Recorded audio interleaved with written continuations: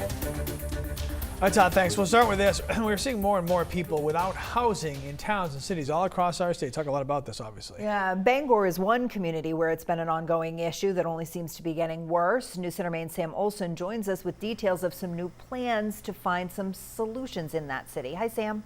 Hi, Sharon and Lee. Leaders with the Bangor Police Department have some new ideas to help get more people off of the street and into shelter.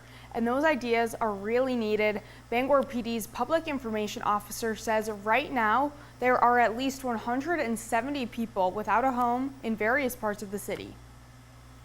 No one deserves to go through this. Seamus Godek has been sitting on this street corner in Bangor for nearly 2 months. He says the reason he hasn't been able to find a place to stay is his service dog, Milo. We've had 2 different rooms offered to us, but they would not accept because we have an animal, and even though he is a service dog, it doesn't really make a difference. I'm not just going to give him up.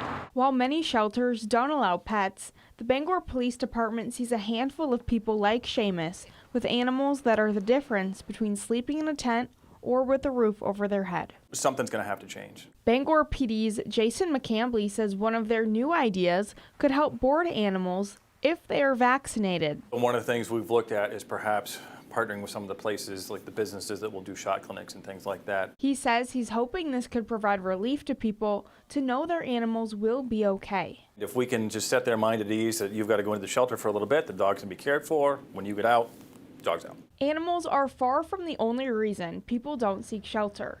McCambly says the biggest is drug use. He says it's important to find out how other shelters are handling addiction. In other areas of the country, they're experimenting with you can use, and we're going to make sure you use safely. McCambly says 100% of people in Bangor without a home are offered assistance, but only 3 out of 10 people will actually take the help. McCambly says solutions take time, but he hopes some of these ideas will come into fruition soon. I don't know where these folks are going to go, and now the winter is fast approaching. There is more of a push.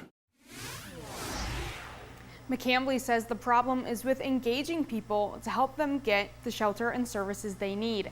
And McCambly says he understands that shelters need to have rules in place to keep everyone safe, but he also says he feels some rules are just going to need to change in order to meet people where they are at.